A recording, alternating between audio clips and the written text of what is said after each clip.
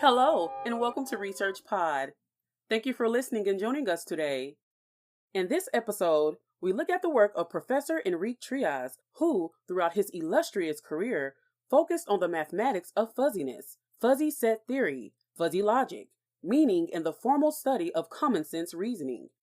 Trias has worked with universities and research centers across Europe, Asia, North and South America, and continues to collaborate with the FM² Foundation in their pursuit of fuzzy solutions. In today's episode, we examine his latest book, The Genesis of Logic, which was translated by Eddie Portman, available now from Springer Publishers. After over 50 years of devotion to the mathematical study of Lofi-Zadeh's fuzzy logic, Trias's The Genesis of Logic looks at a way of dealing with imprecise concepts and words that permeate natural language and common sense reasoning in mathematics. Among the reflections in the book is the identification of a fuzzy set with just one of its membership functions, as Zadeh and almost all his followers did. This set is, at least theoretically, a relevant drawback, since a fuzzy set reflects the extensional meaning of its linguistic label, and not a single membership function. A fuzzy set's membership functions means that a fuzzy set is several fuzzy sets. If that sounds confusing, you're not alone. This confusion between Zadeh's idea and definition can be resolved when thinking of labels one can attach to the language within the set, a planar magnitude label from which the fuzzy set comes, and in scalar magnitude built up on its base. That is, theoretically differentiating between the fuzzy set as a meaning reflected by a graph and its membership functions. On a single basic magnitude, many scalar magnitudes can be constructed. To be more precise, those scalar magnitudes can be designed according to the available information on how the linguistic label, nothing other than a word, is used in discourse, borrowing here from Wittgenstein and his concept of playing language games. What's more, just the fact that a membership function should be designed each time the fuzzy set will be managed marks a crucial difference between fuzzy logic and logic. If classical membership is reflected by a single and unique characteristic function of the set, fuzzy membership shows a multiplicity of possibilities for being in a fuzzy set, in a flexible fuzzy way.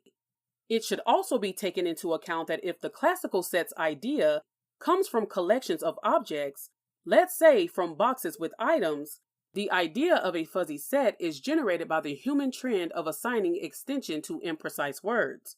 If the first is physically generated, the second is mentally generated. Notice that imprecise words allow us to express a lot of information with a bit of words. It is actually difficult to maintain an interesting conversation with oneself or with other people without using imprecise words and phrases. The word design shows that Zadeh's fuzzy logic is closer to an empirical science or to engineering than to logic per se, and fuzzy logic, natural language, and common sense reasoning are distinctly interwoven. Science and technology mainly deal with what is measurable, numerical. It is argued that a new natural science that is both experimental and theoretical, dealing with language and reasoning, of which the mathematical analysis of a complex phrase by a novelist and the use of "and" in the web are but examples. This, and Trias's studies on the validity of logic's laws in fuzzy logic, was the seed from which this book grew. Some of its roots can be found in former books, where recognizing reasoning as a rule-based activity is held to be a regulated and thought-directed undertaking for the human brain.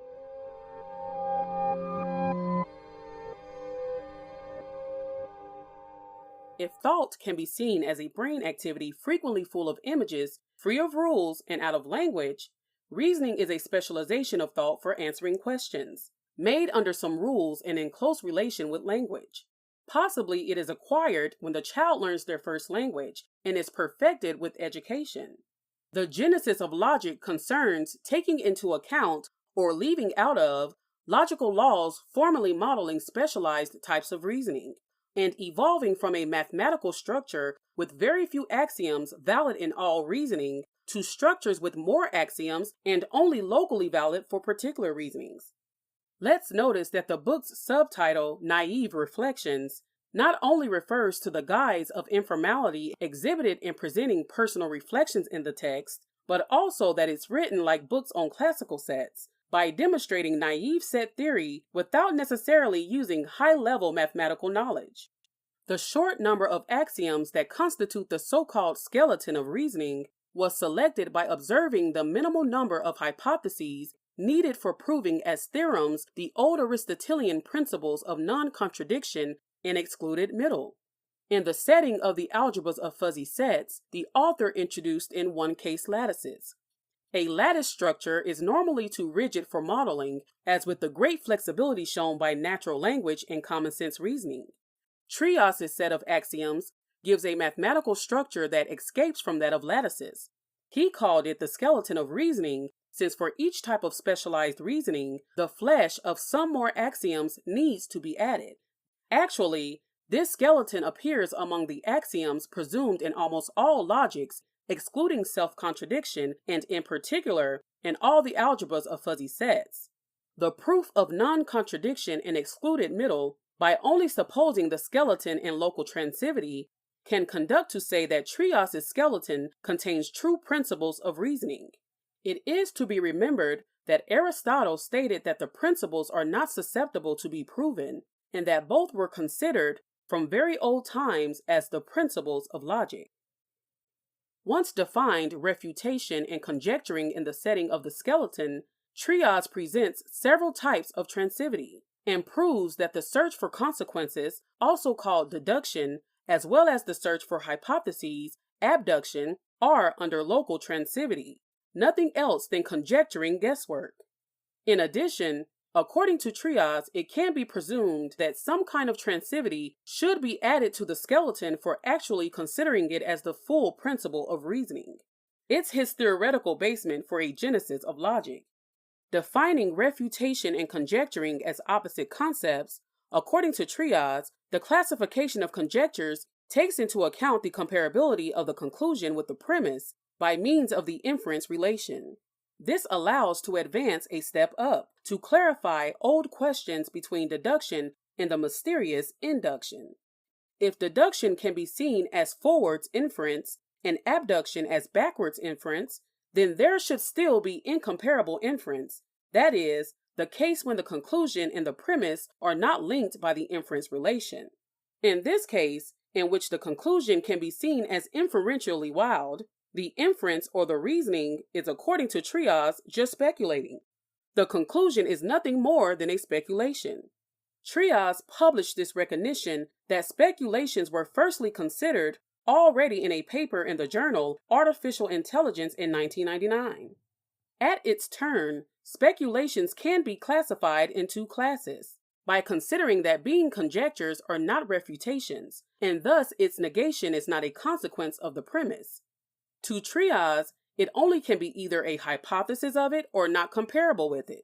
In the first case, speculations are called weak, and in the second, strong or wild. Speculations are the conclusions of inductive reasoning, and because of a kind of zigzag reasoning, appear as a kind of Brownian inferential chaining backwards to forwards, or from forwards to backwards, ending in a statement not inferentially comparable with the premise. This zigzag reasoning allows Trias to see that imagination appears with reasoning, whereas cleverness comes from the practice of reasoning in specialized environments. But to Trias, both imagination and cleverness are both typical characteristics of good reasoners.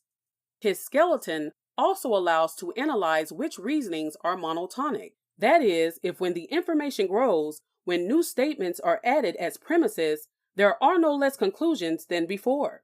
The growing of knowledge does thereby not eliminate what was previously concluded. Results from this is that deduction and refutation are monotonic, adduction and conjecturing are anti-monotonic. For example, some conclusions can disappear. Furthermore, speculating is just non-monotonic, as there is no law asserting that it is either monotonic or anti-monotonic. On that account, speculation appears as the kingdom of induction and non-monotonic reasoning. All that is, in the book, particularized to the extremely rigid case of Boolean algebras, to the less rigid case of orthomodular lattices, and to the flexible case of fuzzy algebras. According to Trias, that is added to the usual mathematical reasoning, like the reasoning typical of quantum physics, done with imprecise concepts modeled by fuzzy logic. Let's notice that in the case of classical sets, or equivalently so-called Boolean algebras, there is only a self-contradictory element, namely the empty set, that is, the null element in a Boolean algebra. Since contradiction means empty intersection, null conjunction in a Boolean algebra, according to Trias, a refutation is a set non-intersecting the premise, and a conjecture is a set with no empty intersection with it, and a hypothesis is a subset of the premise, and a consequence is a set containing the premise as a subset. Speculations are those sets that are neither contained nor contain the premise. All these situations actually exist in some pieces of language and reasoning. They are local properties corresponding to particular types of reasoning, like, for instance, the distributive laws of and in relation to or, and of or in relation to and in Boolean algebras. Only Trias' skeleton's axioms are universal, laws holding everywhere in reasoning and language. As Enric Trillas remarks, his work should be seen as working towards a new experimental science, managing the concepts and tools of computer science, and actually interacting with other disciplines. To him, it seems extremely interesting for science and mathematics to design ever more experiments within natural language related with the meaning's reputation of larger and more complex linguistic expressions than those currently considered in the applications of fuzzy logic. That's all for this episode.